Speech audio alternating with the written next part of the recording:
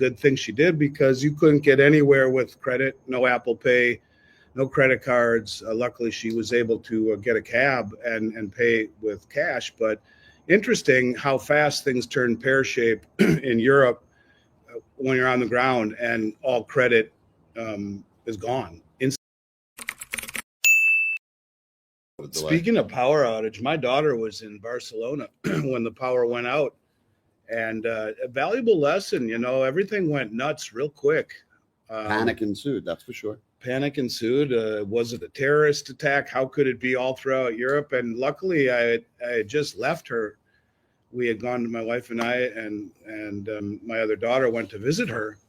And when I left, I gave her some cash. I gave her all the euros I had, and I gave her some American money as well. For her last 2 weeks in Europe. And she said, it's really lucky. She said, I went to the beach for our last day, Dad. And I thought to myself, well, I might as well just take the cash. It's my last day. Good thing she did, because you couldn't get anywhere with credit, no Apple Pay, no credit cards. Luckily, she was able to get a cab and pay with cash. But interesting how fast things turn pear-shaped in Europe when you're on the ground and all credit is gone instantly. No one carries cash anymore, and not that generation especially. No. They don't think it's real money. My daughter doesn't think it's real money. It's a valuable lesson, you know. I mean, the just-in-time way we all live. We all prepared. Many of us did for the unknown during the pandemic. Why do we stop? It's a good question, and it goes to show just how fragile the whole system is. You lose power. That movie, there was a movie that the Obamas produced, and it was about the internet going out and the power going out. It was very freaky, actually. And very quickly, everyone turned on each other. The rule of law dissipated almost immediately, and everyone turned on each other. Like, you're here to steal my shit type of thing. Get out. I'm not letting you in. Well, there's a lot of things. I mean, because you got no ATMs. You had no cell phone service for the most part, right? And then a lot of people are like, she's Bitcoin, you can't use. She's like, my phone's dying and I can't charge it. And right. I'm down to 10%, and what do we do? And we have a flight tomorrow morning. How do we get there? And it was kind of scary, It was right. My wife spent like 2 hours trying to coordinate things, and it's crazy in a matter of literally minutes. I mean, ultimately, I think the probabilities are huge, to be honest with you. Something is very different with gold now than it's ever been in my career. Again, huge inflows again into the March contract. The numbers just came out, or in through March on the import numbers, well over 100 metric tons. And the amount of gold that's coming into this country is completely and totally insane. It's way, way off the charts.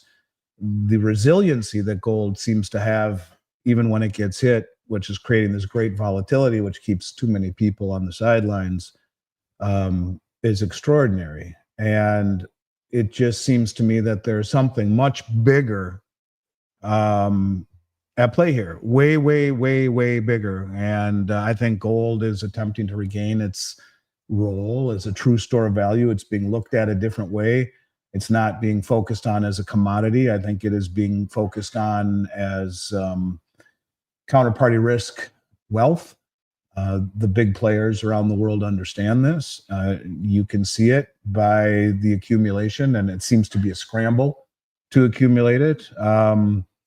And I don't know, I just think that there's something bigger with gold than we are being led to believe. You got Scott Bessent talking about a new monetary system during this administration. You have the IMF.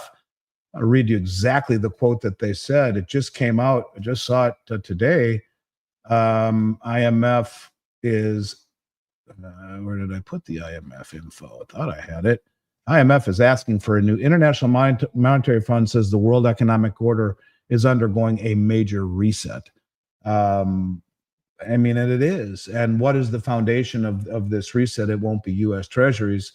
It just seems to me that it's gold. And then, with all of the talk we've heard about gold, with the Treasury Secretary of the United States being a self-proclaimed gold bug, and Judy Shelton talking about the treasuries backed by gold, and Senator Loomis talking about revaluing gold along with the head of the Dutch National Bank and members of the Bundesbank. All of this gold rhetoric on top of, the U.S. becoming a net importer and massive inflows. Then you see Trump on Sunday, on Easter Sunday, I'm sure you've seen it. He posts the golden rule of negotiating and success. He who has the gold makes the rules. Thank you. He did that on True Social at 3:09 p.m. on Easter Sunday. What the hell does that mean? Are these signs? And you look at what's happening with the tariffs and these countries pushing back, it makes me feel that this is accelerating. And the question is he doing this intentionally? First of all, Triffin's dilemma, which should be mentioned, or Triffin's paradox, is something people should just go and Google and read about it. But it basically says if you're the world's reserve currency, you will always have a trade imbalance. And the White House knows this. If everyone around the world needs dollars, we cannot buy, or we will always buy more than we sell. We have to export dollars. And the only way to do that is through buying more than we sell. And so there'll always be a trade imbalance. This is the dilemma. This hollows out your manufacturing base because you are building the manufacturing capacity of other countries by fulfilling Triffin's dilemma. And so when you look at these countries that we're imposing these big tariffs upon in a way that is aggressive, to say the least, these are the countries that I said last week on a few shows that have been keeping our goods cheap, our interest rates low, and our asset prices high. Be careful what you wish for.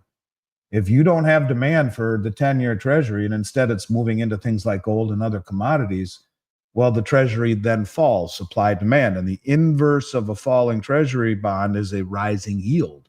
They move inverse of each other. Interest rates go higher. This is where you get into massive recessionary talk where, the cost of money becomes very expensive. You're already seeing layoffs. So inflation is staying sticky and high. And now interest rates are going to rise and the economy is going to suffer and unemployment rises. Well, that's stagflation. And God forbid it doesn't get into a hyper stagflationary environment where the world just says, you know what, I've had enough of this shit. And I think it's a very big development where Sergei Lavrov came out and said that the new BRICS payment system, it's a BRICS Bridge, it is the M Bridge, which they are now calling a BRICS Bridge, is now open to member and non-member nations. So you look at the Belt Road Initiative, which is 75% of human population as it is right now, 50% of global GDP. You look at the Shanghai Cooperation Organization, a huge swath of GDP, one of the largest regional military organizations on the planet, or the largest, and the Eurasian Economic Union, the countries then and STAN. All of these countries together are all very much aligned with the BRICS, but most of them aren't BRICS members. Well, you put all of these entities together, you're damn well near 90% of human population, majority of global GDP, majority of all the production of everything from rare earths to precious metals to base metals. The Chinese are the engine of manufacturing. They own the London Metals Exchange. They're the largest producer of gold in the world, the second largest of silver in the world. You put all of these countries together, 3 of the 4 largest nuclear arsenals. You can't, if you underestimate them, you're a freaking idiot. And now, where everyone was going wrong, I guess you could even say myself included, we focused too much on the countries that were members. If they open up this BRICS bridge to non-member countries, as they're saying, settlement time is 7 seconds, not the 3 to 5 days it takes using the SWIFT system to go from country to country through various intermediary banks. 7 seconds, 98% reduction of friction and of costs, and will be open to other countries. And this is where the BRICS, I think, will shock the world. This is where gold comes into play. You trade in your local central bank digital currencies across mBridge or across the bridge, free from SWIFT intervention, and settle any imbalances in gold. Now, we were told that they had already agreed in principle something called the unit settlement token, which is a cross-border settlement system or a unified settlement currency not a unified currency, but a settlement currency where 40% gold backed and deliverable upon request by central banks or commercial banks. Well, they are doing that right now, just using gold. So, yeah, I think it's huge. And all of these things are coming together at the same time. It just seems gold's being reintegrated into the monetary system, both across the globe and now back here at home. And if you read between the lines and Trump saying that, I mean, what the hell was that all about after we've become a massive importer of gold? What does that mean? I don't know any more than any of you do, but you put all the clues together and it just seems as though the world is looking at gold very differently, not as a commodity, but as an anchor to a new system. Well, if you go back to prior to 33, when gold was backed, they backed M1, not M2. M1 is the currency in circulation. We can just do a little bit of an exercise and say, yes, they could. If you look at M2, it's 90 plus 92% credit, 8% notes. M1 is just the notes in circulation, which is what is it? 2,365 billion is M1 right now. So when you look at your bank account, if you had 100 grand in your bank account and everyone looked at their bank account for the same branch and they all have 100 grand in their bank and they went to the bank, you'd be lucky to each get 3% on the dollar. That's how much cash they have in there. So the rest is credit. They owe it to you in Federal Reserve notes, but it's credit. That's M2. So if we just use M1, and we take that number of 2,365 billion and we divide it by supposedly the 261 million ounces that we have that haven't been audited since 1953, you would get $9,044 an ounce, and it would be backed. If you took that and multiplied that times 40%, which is, it wouldn't be a one-to-one backing. Well, then it's really not backed. But anyways, the unit is 40%. The dollar, after it was no longer redeemable, was changed from 1-to-1 to 40%. The Swiss used 40%. But just for argument's sake, if you took 9,044 times 0.4, $3,617 at a 40% backing, in theory, he could back M1. But if you want to make it fully redeemable, it'd be about 3 times that. Would they do that? I don't know. Do they just back the treasuries? I don't know.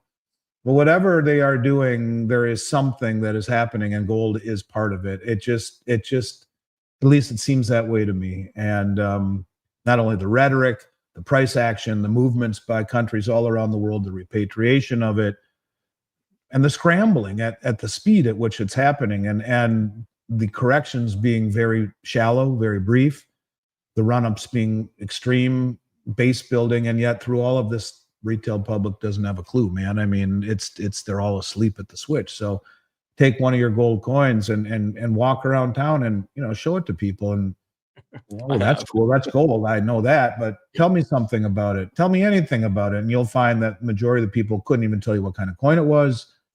That the United States makes it every year. As an example, we brought an eagle. What the price of gold currently is, or anything intelligent about it. That tells me we are far, far away from any peak. What we are witnessing is the insiders doing all they can to get in front of this before whatever it is that's happening becomes common knowledge.